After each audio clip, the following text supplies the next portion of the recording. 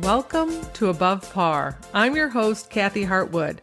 I show you how to take more of your talent to the golf course without practicing harder, taking more lessons, or buying new equipment. I show you how to end the frustration of underperforming so you can start playing to your potential. This is where you are going to learn how to think above par so you can play below par. Let's get to it. Hey there, my golf friend. Welcome back to Above Par. So I want to talk to you today about golf goals and setting a really solid golf goal in maybe a little bit of a different way. I want to put a little different spin on it for you because as we get ready for the season, so many people are thinking about the things that they want to do this golf season. And it's so important that you really have a plan or a goal, something to put your brain to work on, something to look forward to so that you can create a plan. You want to go out there. You don't want to just have some abstract, random ideas of how you want the season to go. And to do that, you want to think like a scientist. So I'm going to show you a few different goals that might work for you on what you want to do this season so that you can level up your game. I'm assuming you want to level up your game because you're listening to this podcast, that you want to play better and perform better. But I want to put a little bit different spin on it. So right now, at this given moment in time, you have a certain talent level. You have a bucket of talent that you can do. You can hit certain shots. There's so many times out of 10 you can get out of the bunker. There's so many chips that you hit close to your parameter. And it's important that you check in on what your parameters are. So for other words, if I was chipping and I had 10 balls and I wanted to see how many I could chip, I would probably go up and want to get them inside a 3-foot circle. That would be my parameter. Yours might be, I just want to get the ball on the green, right? Or I want to get the ball within 20 feet. And for you, that might be pretty good. One thing that you could do is you could start up-leveling that, start shrinking the circle. Right now, your brain is going to start working on ways to get inside of that circle. You're going to look for the skills that you need to fine-tune it to get inside that smaller circle. For the bunker, it might be you just want to get out, right? Where I might want to get out and get on and get close. And you might want to decide, I'm going to go from getting out as many times as possible to getting out and on. That's a range. And then decide how many out of 10 you can do that.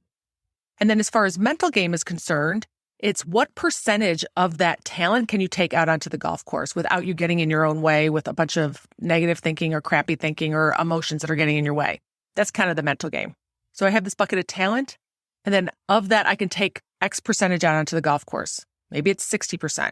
Maybe it's 70%. Maybe it's 30%.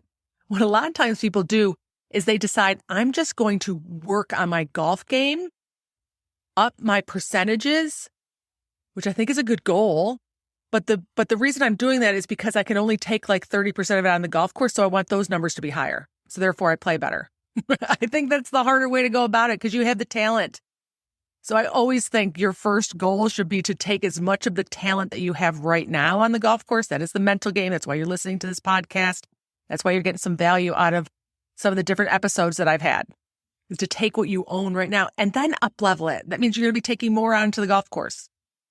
So mental game for sure is a goal that you can have. I tell you that there's 2 steps in your mental game. There's 2 goals. 1, figure out how you can swing your best, what state you need to be in, not mechanically. I call that one of the 3 C's, calm, certain, or confident. And then the second step is to hit as many shots from there as possible, because that's you being able to take most of your talent out there.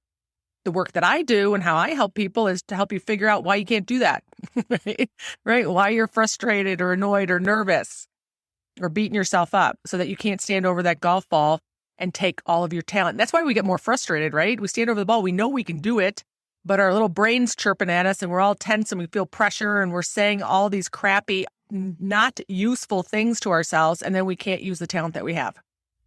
So we decide, let me just get better, right? Let me improve my swing and still only take a percentage of that talent out on the golf course. I'm going to say that doesn't solve for frustration.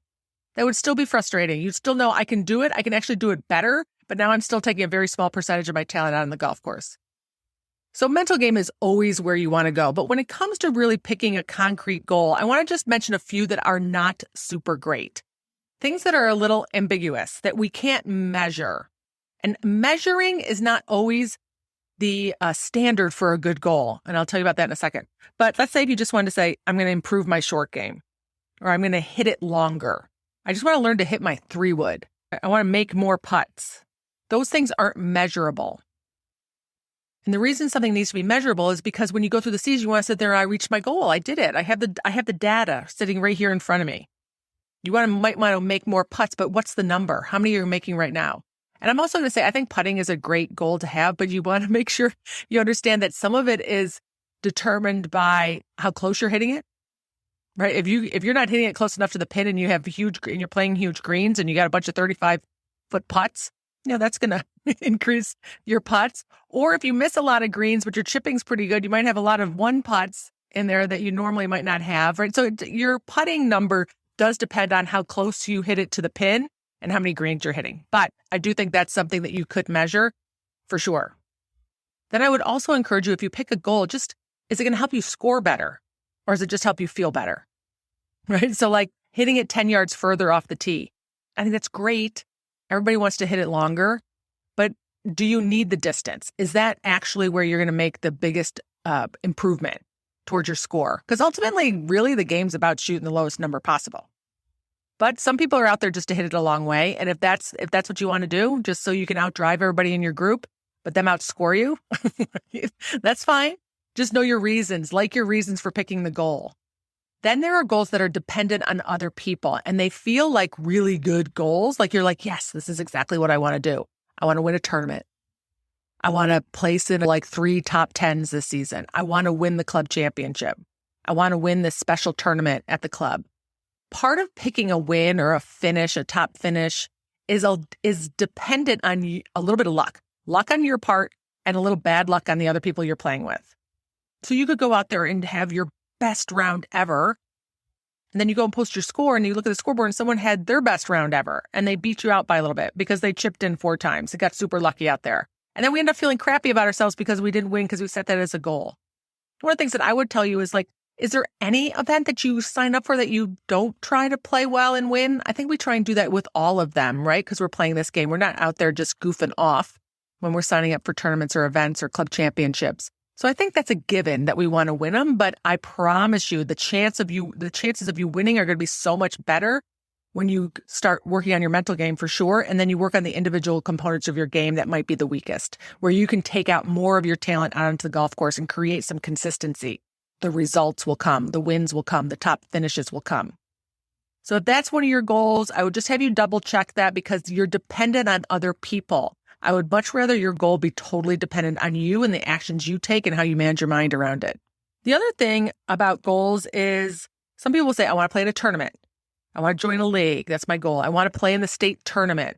I want to try and qualify for a USGA championship. I want to play more rounds of golf. I want to practice more this year. Those are not goals. Those are decisions. Just decide and get it off your plate. Done.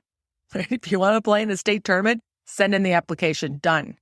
Right? You want to play in a league? Join the league. Done. You want to play more rounds? How many you want to play? Schedule it. Done.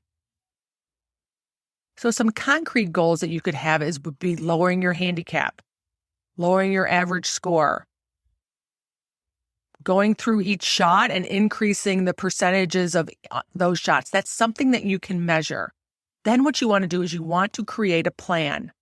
How am I going to go about doing it? What do I need to learn? List as many things out as you possibly can. So if your goal is to reduce your handicap by a couple shots, what do you need to do to make that happen? What is going to have the biggest impact right away? I'm telling you that I think you could save 2 shots just managing your brain around the golf course, but go through everything, list it all, and then create a plan to do that. Like if you need to get better at chipping, then what's your plan?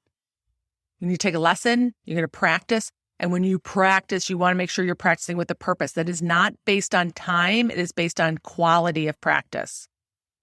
Go out there and do a couple drills, practice your touch, call it a day, and just trust that that process over and over again is going to have a positive impact on your chipping, as long as you're practicing the right way. I can promise you, if you're not practicing the right things with your chipping, if you're out there being a wristy chipper and you're just going to ingrain that, that's not going to move you closer to your goal of being a more consistent chipper with great touch. So make sure you're practicing the right things. Create a plan, as many action steps as you need to move you closer to your goal, and then schedule them. Put them into your calendar. create a plan. And then along the way, you want to measure it. You want to reevaluate how things are going, check back in and do your numbers all over again. So I think it's so important for you to have a goal, something for your brain to work towards, a reason to stand on the range and practice something, not hitting balls. We just don't whack balls for the sake of whacking balls. We're whacking balls for a purpose. So create your purpose, create your goal, make sure that you can measure it and have a plan, be a scientist about it. Double check in that you like your reasons for your goal. If it's a decision, just make the decision and do it. If it's dependent on other people, I'd like you to reevaluate that. Have something that's totally dependent on you, that we don't have to rely on other people for us to achieve our goal. All right, my friend, if you need any help setting goals or coming up with a good goal, make sure that you reach out to me. If you need help mastering your golf brain, that is what I do. You can reach out to me at kathyhartwood.com. Have a beautiful week. And let's make this 2022 season your best golf season ever. I'll talk to you next Wednesday. All right, bye.